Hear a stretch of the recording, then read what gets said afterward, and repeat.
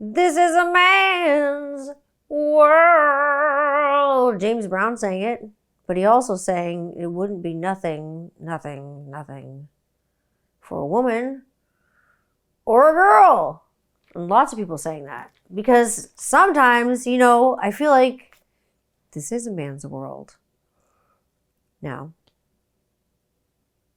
holy blow up the patriarchy. That's what I'm going to fucking do. I'm going to blow it the fuck up. I'm going to blow up the patriarchy. Now listen now. This is not an attack on men. This is not a feminist rant. This is not a hate fest on men and male presenting people and that gender whatsoever. This is not that. This is not that at all. So don't get your dander up. This is not an attack on men. I love men. Men are my friends.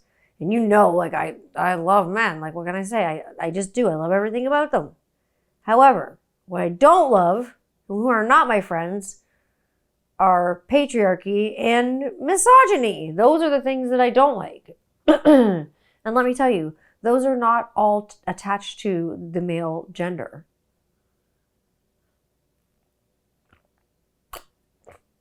But yes, I'm going to be talking about my experience in being in generally male presenting dominated spaces. And what is that like for someone who presents as female, who is someone who identifies as female, like me? So this is not going to be some angry feminist episode, so don't worry about that. It's going to be gentle, like a little hug. It's going to be good. It's been, I don't know. What is it? What is it going to be? It's going to be another fabulous episode of 21st Century Rocker Mom podcast. It's your bi-weekly fix of naughty nutrients that you need to feed your mind so you can feel better with me, your hostess, your host, Tanya Candler. I'm here rocking out with you, hanging out with you, chit-chatting with you. Like I say, on a bi-weekly basis right now, because that's how busy I am. It's been a whack-ass 2 fucking weeks. Like, it's been crazy. Like, I just haven't jot form, kind of I didn't do notes because I can just extrapolate over all the things that have happened with jot notes because they all make me think of all the crazy shit that's gone on in the last 2 weeks. Like I say, there's been getting really sick. We were sick. So sick. Fights at school. Getting roofied, breaking records. I'm on a new show. That's really cool. I went to bed with the hamburger, and I'm seriously considering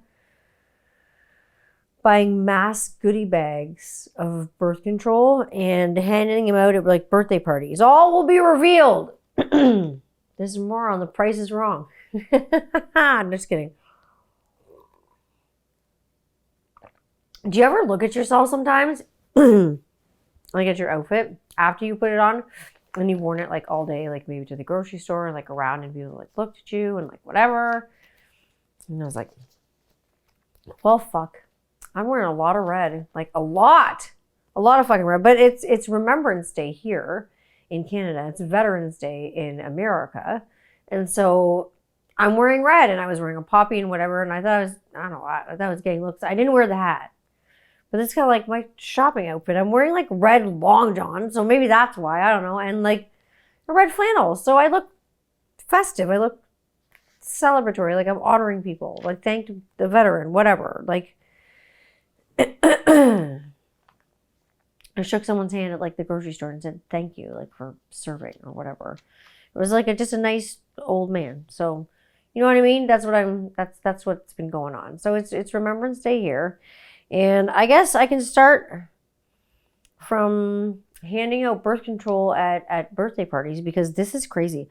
Because I've seen some shit and some shit in my life, but the shit that I've seen in the last 2 weeks has really got my brain turning and my mind going in all kinds of directions. Because I've seen mostly, and I've had many a conversation with many an administrator, school staff, things like that. Because I'm at the school a lot, doing my day swagger, doing the diabetes gig and whatever.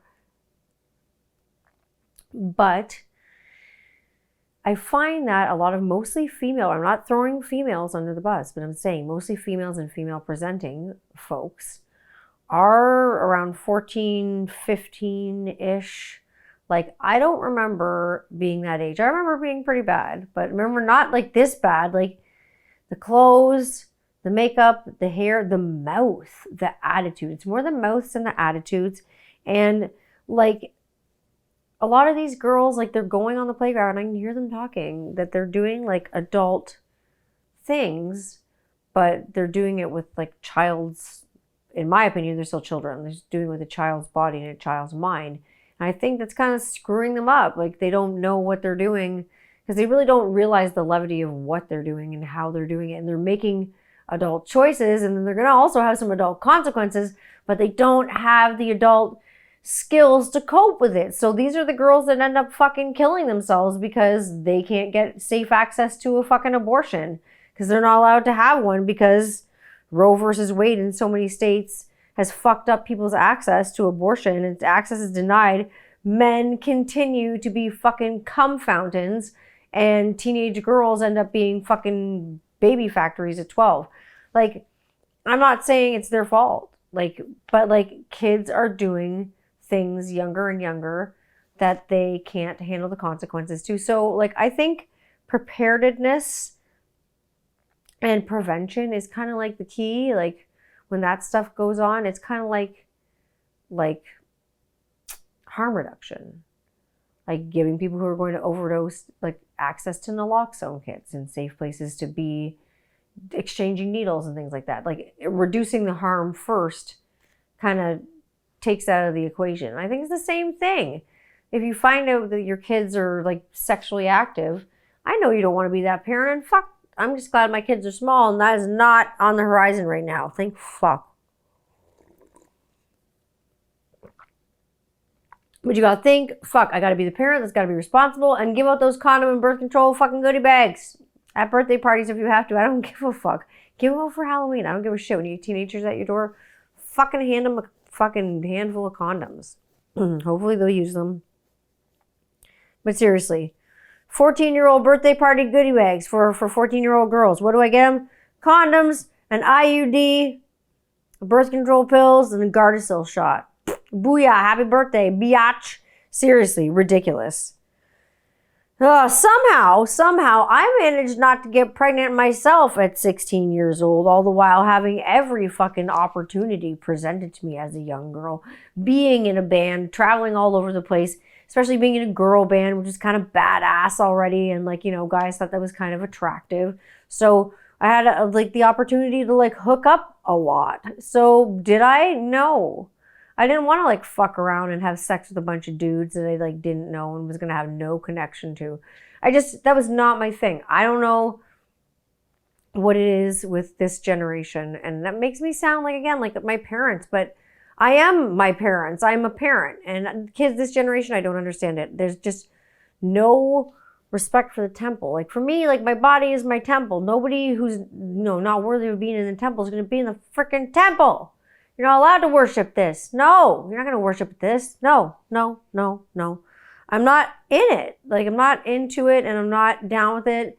And I don't think, like you say, it's not a rite of passage for some teenager to lose their, like for a guy or a girl, like some teenage boy shouldn't be like trying to dick down some like teenage girl in the back of a car. Like that's not fun for anybody. Like your first time should be about love and closeness, about an intimacy, not being uncomfortable and awkward, because inevitably that's what it is when you're that age. So no wonder nobody likes it when they're that age. They're like, oh, I had sex and it was terrible for the first time. I'm like, yeah, that's because you were like 12. Anyways, it's crazy. But like I say, somehow I managed not to get pregnant, even with the girl band thing. Even with the girl band thing and traveling all over the darn place, I managed somehow not to get this girl pregnant. And like I said, it is a man's world. I love these male-dominated spaces. Like take metal, for example. That's a man's world. That's a male-dominated space, generally speaking. There aren't too many people in like metal. Like I mean, Lita Ford kind of like after she left like the Runaways. I mean, like the Runaways really put females and female presented folks on the map. And I mean, Lita Ford, obviously, after she separated, Joan Jett, she went off and did her own thing as well and really represented women. Heart, things like that. Like Alyssa White Glues from like Arch Enemy and stuff like that. Lindsay Schoolcraft, Lydia Lunch, like Susie Sue and the Banshees, like kind of like more like, these are more like, are more rebel girls than they're really like metal girls. There's not like a ton, like I say, there aren't a ton of metal chicks out there. So it is a male dominated industry, and it's still like I say, we're still pretty scarce, I guess I would say, in the metal industry. Women are still fairly scarce, even though, you know, people are still kicking around. Women are still scarce, and it's still a man's world. Something about a man's world and something about these male dominated like spaces, they call to me for some reason. I don't know why. These like testosterone driven like places, these worlds of big dicks and big pecs call to me, but I go there. You know, you like what you like. You know what I mean? It's just like Jonathan Davis said, my dick is bigger than yours, when he was talking with like Fred Durst. I think that was back in a song in the 90s, if I remember correctly, if I remember nu metal correctly, which I do, because, you know, it was the 90s. But male spaces entered by females, even like dentistry, for instance. Like I did dentistry forever. Dentistry is such a like a male dominated major boys club. And like I remember going into like rooms and like not even having a name. The doctor would just be like, nurse, come with me. I'll just have to get the nurse. And it wouldn't even be nurse so and so. It would just be like nurse. No nurse, no name nurse. So that'd be fun. And then like I'd also be like, all right, come on. And the ones that did call me by my name, all right, Tanya, come on, let's go. And they'd pat me like on the ass and boop, boop, boop, and kind of like move me along like you would like with a little kid when you're trying to shoo them like into kindergarten or something like that. Like you just kind of pat them on the behind and let them go. If it's your own kid, not anyone else's kid. Don't be weird. Don't be weird. Don't be fucking weird. But seriously, they would pat me on the ass with their hand or smack me on the ass with like a chart, patient's chart, and be like, come on, let's get in there, girl. I had one that used to like yell at me in Polish because his girlfriend was Polish and I'm Polish. So he thought it was funny to like hose me in Polish. He was a hoser and he was a drunk too. Dentistry, like I say, it's a fucking weird boys club. But like I say, so is metal. We like I saw so much like hate for girls in metal, even what like being young and playing like Milwaukee Metal Fest. That was like my first taste of like real like big man hate for like girls. I remember walking to get dinner into one of the like the private rooms. We had passes on and whatever, like back when I was in Kitty back in the day.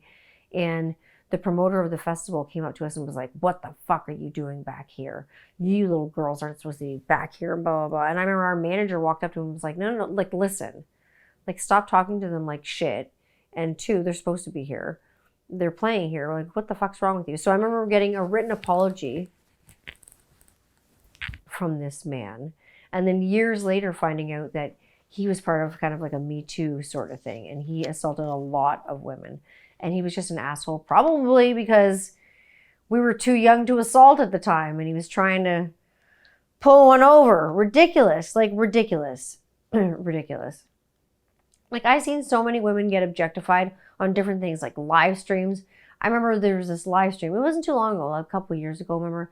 And I was really interested in seeing this live stream. I was looking forward to it. And it was a live stream. I don't think I see it very much anymore. It was on YouTube. And it was these two guys, and they're interviewing like musicians. And it was like kind of a musician sort of place where you can just chat about, you know, music and hang out and talk just kind of casually about the subject and whatever, and what you're doing, you know, now or what you've done. And there were girls on that I wanted to see. They were kind of like badass chicks, and they came on and they started doing a live chat with these dudes or whatever. And then like 2 seconds later, like one of the guys whose studio it was, who one of the girls was recording in, he just like showed up, and everybody was like awestruck because he was in a kind of a big band. And it kind of like switched gears really quick from like, what are you all girls up to let's have a fucking sausage party and suck each other's dicks off. Like, it was just ridiculous. It was like a circle jerk. It was like, we're all helping each other. It was fucking ridiculous. And then this guy started in on, I don't know if you know Nandi Bushell. Nandi Bushell's the drummer that young girl who keeps like challenging Dave Grohl from the Foo Fighters. But Nandi Bushell has now become kind of famous in her own right.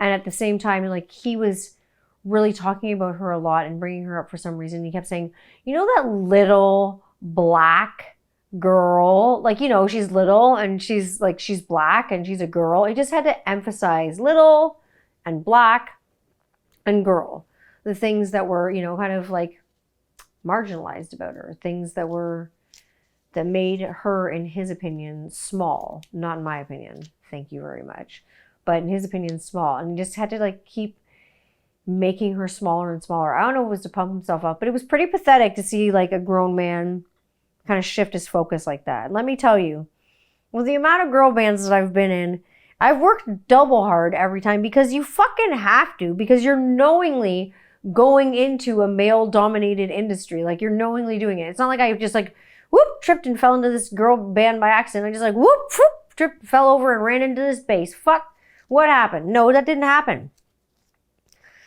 If you want to get into this industry and you're a female or you present as female, you better hold on to your hat, honey, like, because it's going to be a wild ride, because nothing has changed. And in fact, in addition to zero changing, it's gotten fucking worse. I'm not gonna lie. But like, it's bad.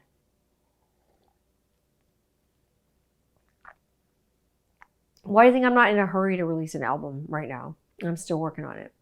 It's not good. It's not good. The water, the climate, the temperature is not amazing quite yet. It could be there. We're working on it.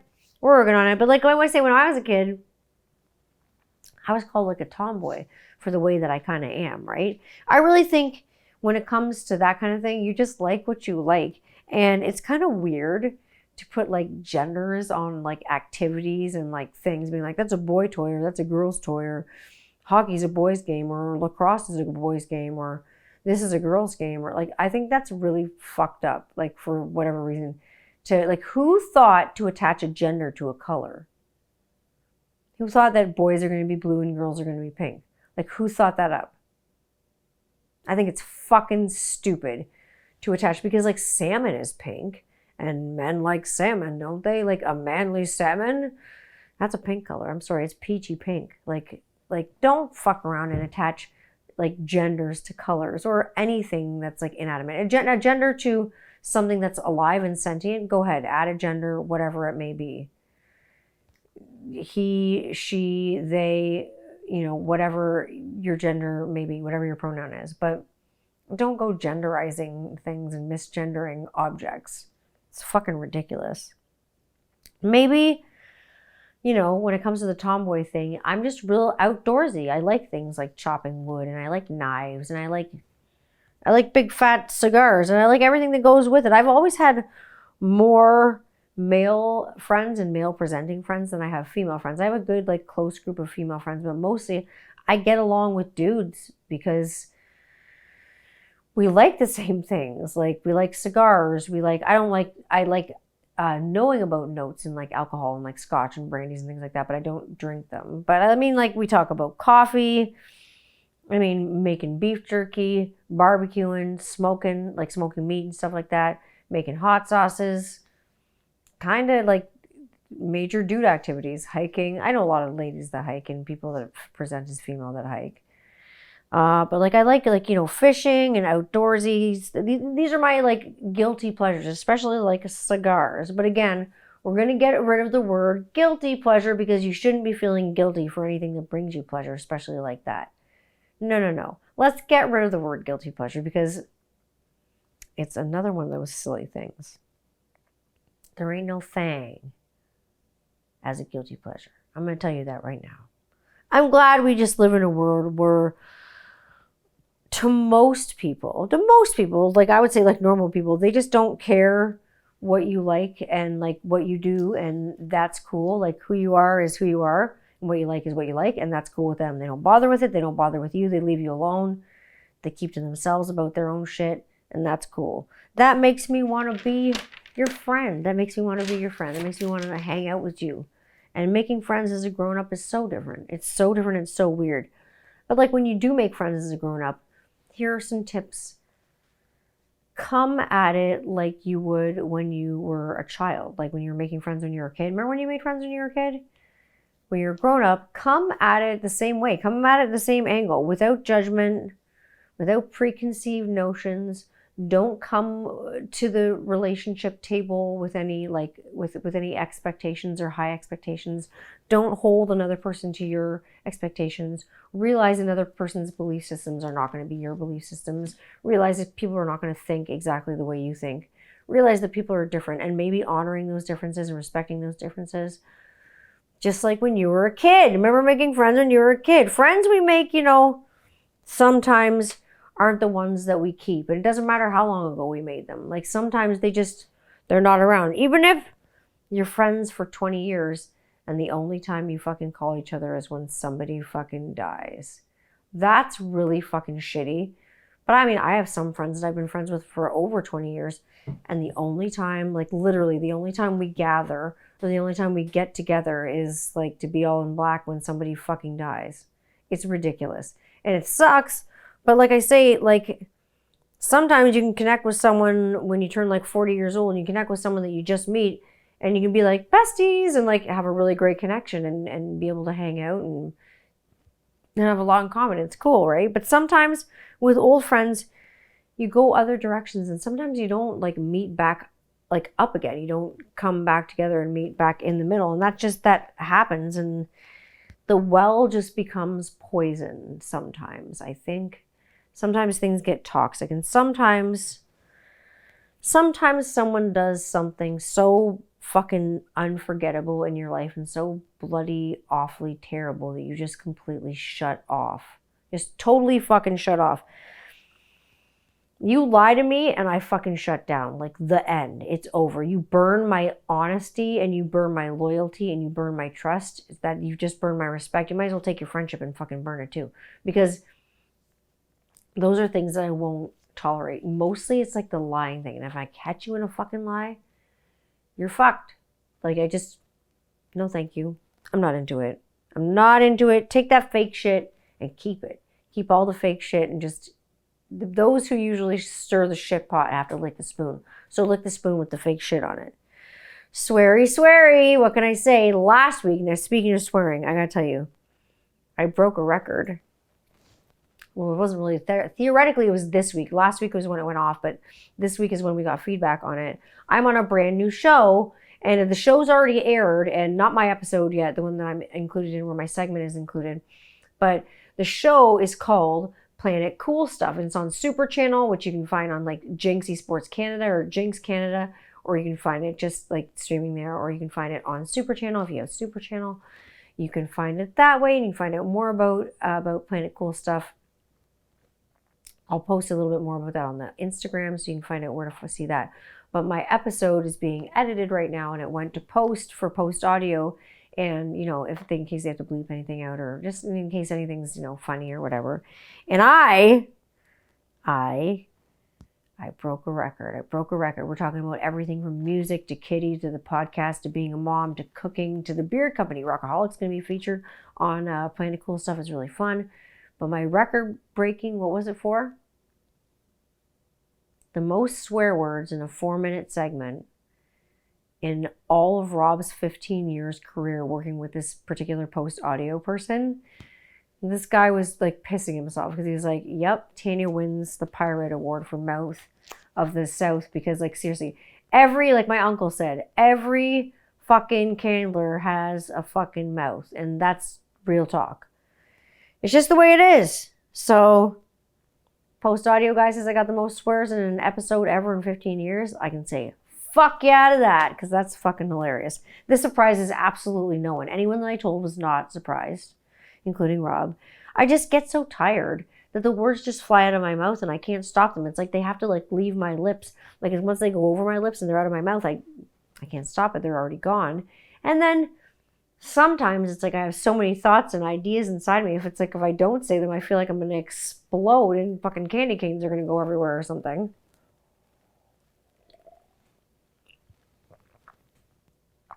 And like I say, it's funny because of being neurodiverse, which I don't take it with a grain of salt, but I take it with as much grace as I can.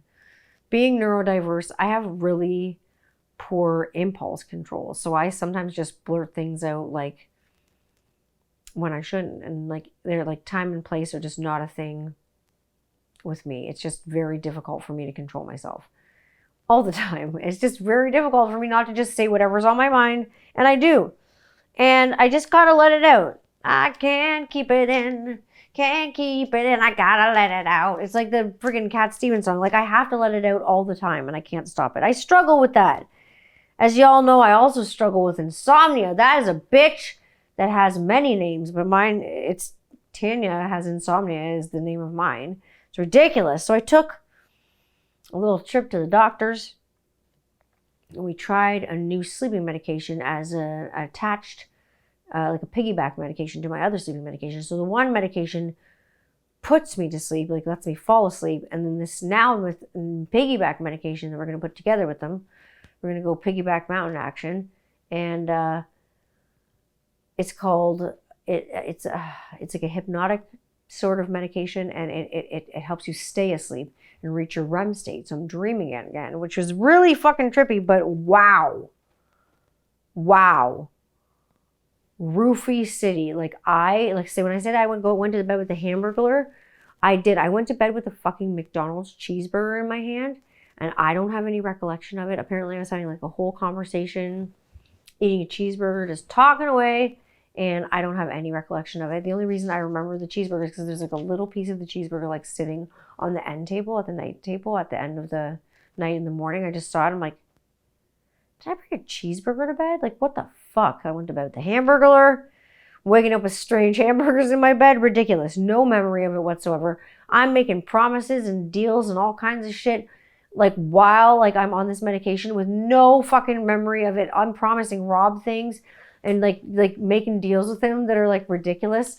And I'm like, did I say that I was going to do this like the next day? He's like, yep. I'm like, that doesn't count. I was under the influence of sleeping medication, but like it counts. Because it's not making you drunk or anything. It just makes you sleepy and then you don't remember. So that's fun. So like sleep hygiene is like super important. Like I'm going to say getting your sleep is very important. It makes you not be like super on edge the next day. You can concentrate. You can kind of get through your day, because if you don't sleep and like you roll over into the pattern of being so tired that you can't sleep. And I've been there before. And if you've been there before, you know the hell that I'm fucking talking about. It's hell on earth when you're so tired that you can't freaking sleep. And you just sit there and stare at the ceiling and it's like drip, drip, drop. You can hear every tap in the house. And it's not even if you have a headache or anything. You just can't plain old sleep, and nothing works. The warm teas, the sleeping medications, the melatonin, everything's fucking you up and you just can't sleep. Now, you know that I try to keep stress at bay because this is bad for sleeping. And y'all know that I also have a lot of stress between like the school, like nursing, like bullies at the school, fucking language. This is just at the school, like regular family stuff. My health, like itself, which is kind of, like 50-50. Like I'm not gonna lie to you. My health is not amazing, but it's getting better. And I'm taking the strides into doing so. And work is fucking crazy and so busy. So I'm kind of exhausted. However, we got a Peloton. You saw that in stories because we built this body on rock and roll. As I like shove a sirloin steak in my mouth and like have a tea and like have like a sausage McMuffin for breakfast and eat cheeseburgers in bed. But then I get on the fucking Peloton and it's time to take a beautiful bike ride through the Highlands of Scotland. Like, I don't know if that's the fucking accent, but anyways, you can do that. You can do like relaxing rides. I just want to take a bike ride like gently through the woods. I don't need some fucking bitch yelling at me like fucking crazy, like someone like yelling at me like it's Billy Blanks' boot camp and she's going to come through the like Peloton screen and kick my ass if I don't move or anything. And 5, 4, 3, 2, 1. Okay, we're going to go. And like playing like the worst fucking music ever. Where like you pick like a 90s like pop punk workout, and I expected it to be like good like pop punk, like Green Day and like No Doubt and Rancid and stuff like that. Instead, she was like playing like Sum 41 and like emo. I'm like, I didn't ask for an emo workout. If I wanted to be depressed and fucking cry while I ride a bike, I'd fucking pick an emo workout, but I didn't want to. So yeah, anyways, Peloton will do things. One complaint, only one complaint about Peloton. Your crotch. Your crotch after. In fact, your whole fucking crotchal area. Like your whole cooter. I don't know if this is the same for dudes, but oh my God. Your whole crotch after you get off the Peloton. Like, ouch. Like rolling, my poor ass is rolling right. So there's got to be some kind of like crotch pad you can put on while you're on the Peloton to like help it down there. Help the Pikachu not get smashed when you're on the Peloton. And like, speaking of swollen crotches, Rob's birthday is coming up. This has nothing to do with Rob's crotch, by the way. That sounds terrible. Speaking of like swollen crotches. No, but I bought Rob a gift that I can't say because he's going to hear this before his birthday. And I don't want him to hear it. And my eldest knows what it is. I told our eldest. And he just like, I showed our son a pic of what I bought Rob. I show him like this picture and like on my phone. And he looks at it and just goes, why is the dick so pronounced? I don't know what he's learning at school, but he's never referred to like anything down there as like your dick. But like, you know, sometimes I'll be like, that person's being a dick, you're a dick. Like kids at school say that person's a dick, that person's a dick. So apparently it is a commonly used word. So now he's just like, why is a dick so pronounced? I didn't know what the fuck to say. I was flabbergasted that he used the word dick. And I had to use like everything to kind of like fucking keep it in and not bust one because I was fucking dead. Like he's going to be 9 like this month. I should know because we just got him a rolling video game truck for his birthday. So his friends are going to come over for his birthday and they're going to go on the rolling video game truck. They're going to go on this truck and like it comes to your house. They pull up to the driveway. It's like a transport truck. You go inside and it's like a living room and it's fucking video games. It's ridiculous. They have all these flat screens. They have VR. They have the old school stuff and it's really fun. And I think it'll be fun for him and his friends. He likes video games. Now, the thing I have after that is like, it's like Rob's birthday and then Harrison's birthday. And then I have Punk Rock Flea Market. Punk Rock Flea Market's coming up. I'm really excited for that because I have so many fun things to tell you about Punk Rock Flea Market. And that can bring me to Beards and Bitchin' actually, because there's going to be some stuff that's going on. Like I'm unveiling this holy holiday collection. Holy smokes. You didn't think I was going to drop it. Well, I am going to drop it. I'm going to drop it on this episode, this segment of the podcast in this part called Beards and Bitchin'. And this is what's bitchin'. These Christmas scents and these holiday scents, because not all of them are Christmas. They're just holiday, winter sort of scents. They turned out absolutely bitchin' beyond what I could like imagine and beyond like what I, thought they would be. A lot of experimenting and playing around. Like I probably like used 24 like tester bottles, testing different things and different strengths and potencies and how much of this I'm going to put in this and how much of this am I going to put in that to get these right. And even the profiles, like picking it was so difficult, like narrowing it down. But I did, and I'm glad that I did. The holiday collection's great. I've got lots of new followers, so thanks to that, we got the giveaway coming up. That's going to be drawn on Sunday, like because I didn't want to do it on Remembrance Day, Veterans Day, because it's just disrespectful, you know what I mean? And there's a lot of entries. There's 31 people entered the contest, but there's like 85 to 100 entries. I think, no, it's 111, I think. Maybe it's 115, I'm not sure. Last time I counted. So this is the first bottle of four, the Fab Four from Rockaholic. You got Ice Baby. It's got the snowman on the cover there. It's got the same carrier oil blend as it always does. But you got the scent profile and so I'm going to drop it like it's hot right now. We got Winter Mint, Frost, Mint Chocolate, Dark Chocolate, Coffee, way in the background there, and Candy Cane. And it's lovely. It's really nice. It's like those mint smoothies that you get. Here, we get them in Stratford. I don't know where you get your mint smoothies or your like York peppermint patties, but if you like peppermint and chocolate, that's one you're going to like all up in your grill. Next, we're going to deck the frickin' halls because Deck the Halls is fantastic. It's probably, honestly, it just reminds me of Santa kind of just sitting by the fire and Mrs. Claus like decking his halls. She's just bringing him something that he likes and kind of stuffing his pipe for him, bringing him the things that he likes on Christmas Eve after he's delivered all his gifts. It's nice. It's warm. It's a bit spicy. It's appley. It's just so warm. It's got the nice things in there. The profile is, listen to this one, orange, spices, gingerbread, apple cinnamon cider. You got that warm apple cinnamon cider in there, and sweet tobacco blend. I told you Santa's stuffing his pipe. Just sitting by the fire, having a nice cup of apple cider, a nice hot cup of apple cider to warm the bones after a sleigh ride all night. You know what I mean? Next, and thirdly, we have Little Saint Nick. Everyone loves that song, Little Saint Nick. I love it by the Beach Boys. I love it by the Muppets, even more, and John Denver. Little Saint Nick reminds me of just kind of like, it's wild Santa. Just this like wild, crazy, fruity Santa. It's all his candies and his cookies. And he's coming home. And this is kind of what Mrs. Claus has got for him in the kitchen. This is something she's made for him. The kitchen smells good. Things are good for Christmas. This smells amazing. It's really out there, but it's probably a nice holiday scent because it's got this holiday candy in it. That's one part of the profile. It's got cranberries in it. It's got winter pear. It's got Santa's cookies, like those sugar cookies that Santa likes so much. It's got holiday candies, like those red ball holiday candies. And then lastly, it's got something that I haven't worked with before. It's got sugared rhubarb in there, like if Santa wants a slice of pie or something, kind of bakery inspired there. Something going on at the North Pole. And last but not least, this one's probably my favorite because it's sexy. If I could call it Santa's panty dropper, I would, but I can't.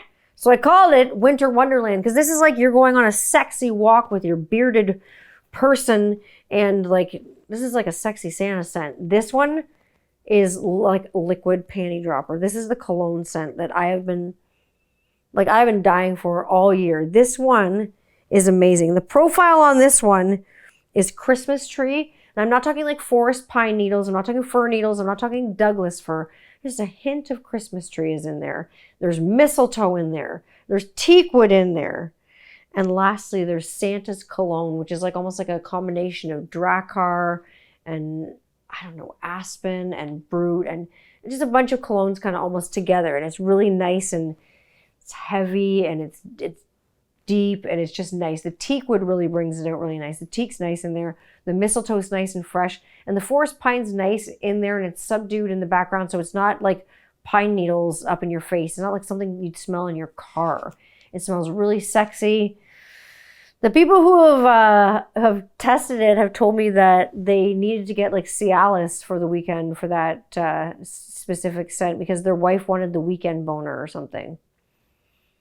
Get yourself a bottle of that and then, get yourself a prescription for Cialis and get the weekend boner, and that's what you need.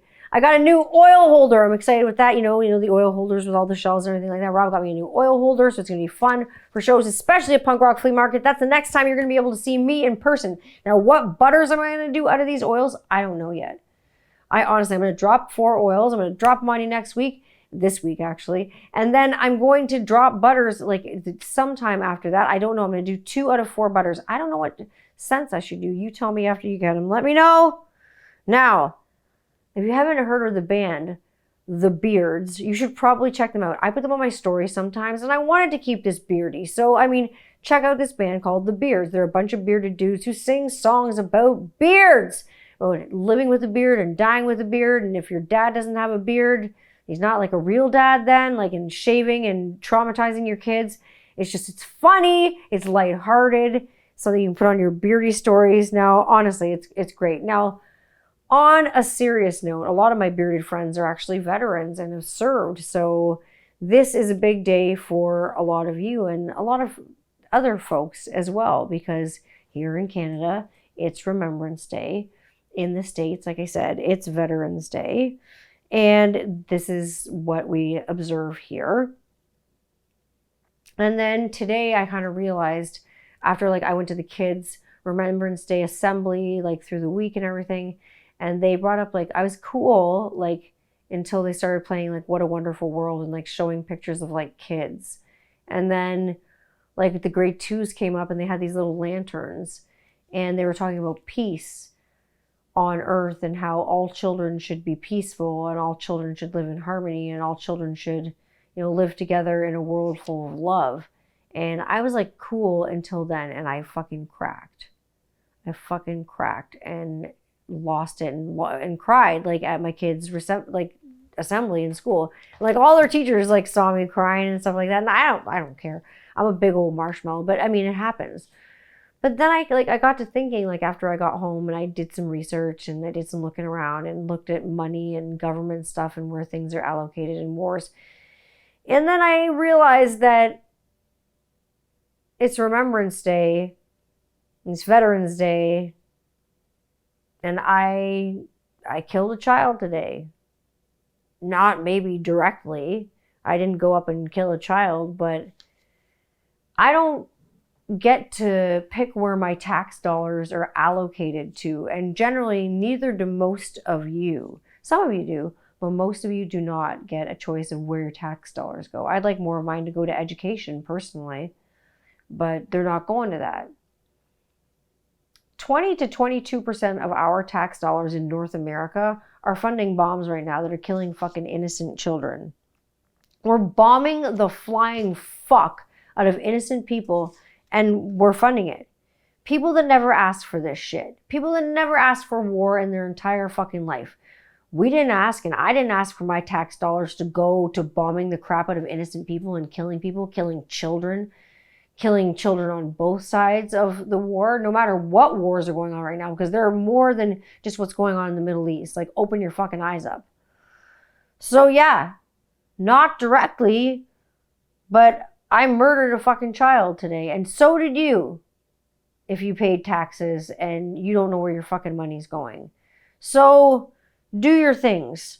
Write your MPs, write your governors, write your people in the House, your people in the Senate, people that are important. Write your government and demand an immediate ceasefire. At this rate, Palestine's not going to even exist like in a month or so. It'll just be complete rubble because they're bombing the fuck out of like at least 4,000 children a day over there. Israel's not doing so great either. It's not great in any of the wars, in any of the places, in any of the modalities where they are in the world right now. Because war literally never fucking solved anything. But it does make a lot of money. And war is really good for the fucking economy. That's why I heard, Grandpa Joe the other day say, no possibility of a fucking ceasefire. What the flying fuck is wrong with you? No possibility of a ceasefire? To me, that's fucking crazy. I feel that people have misdirected sympathies in an effort to avoid supposed anti-Semitism. I think that fucking sucks. And so they misguide their sympathies because people call them anti-Semitic for sympathizing with anyone who's not in Israel right now. Newsflash, these are all people. And also, newsflash, most people in Palestine are Jewish. So you're not anti-Semitic for worrying about folks in Palestine. Come on now. If you're just getting your info from Fox News, turn off the fucking TV and maybe read a little bit. Maybe turn off the fucking idiot box like in Fox and listen to Frank Zappa. I don't know what to tell you. As for me, I've written and emailed my letters. I've made my peace. I've made my phone calls. And I'm not going to stop until hopefully it all stops or something gives, something changes. Something's got to change. So pray for peace, my friends. Like, pray for peace and cease. And like I say, like probably often, probably way too often. And I say it because I have to say it, not because I want to say it, not because it's some catchphrase. Inevitably, we all have to live beside each other on this fucking earth. And we're all each other's neighbors. It doesn't matter if I live at the top of the one pole and you live at the other end of the other pole on the earth. It doesn't matter if we're at complete polar opposites. We still inevitably have to live beside each other in this world. So let's be kinder to each other. Like, Christ, give me a break. Let's be kinder to each other. Let's be more accommodating to each other. Let's be more inclusive with each other. Let's be more tolerant of each other. Because at the end of the day, like I say, we're all neighbors. So let's all try to get along. Let's stop being so friggin' divisive and just get together. It's not such a bad idea. It's not such a bad idea. So where am I making these crazy ideas? You can find me, all the time on Instagram at 21st Century Rocker Mom. You can find me on TikTok at the same, at 21st Century Rocker Mom. Subscribe to YouTube and you'll never miss a thing. If you hit subscribe on Tanya Candler channel, you can see that. You can find all those links in my bio up top on the Instagram. If you go in the link tree, check that out. I'm also on the threads on Instagram. I don't go on there often, but I'm there. And you can also find me streaming where you stream, Spotify, Anchor, all those things. Apple Podcasts, Google Podcasts, Stitcher, anywhere you listen, just tune into the show, and I will be there with you. All I can say is be kind, my friends. Be good to one another. Keep smiling. Keep your chins up. And the next time I will see you in person is December 3rd at Punk Rock Flea Market in London, Ontario at Centennial Hall. Be there or be square, homies. I will see you then. Let's get some holiday shopping done. And let's hug it out. I can't wait to see you all. I'll see you all in a couple weeks. Have a wonderful, wonderful start to your week. Over and out.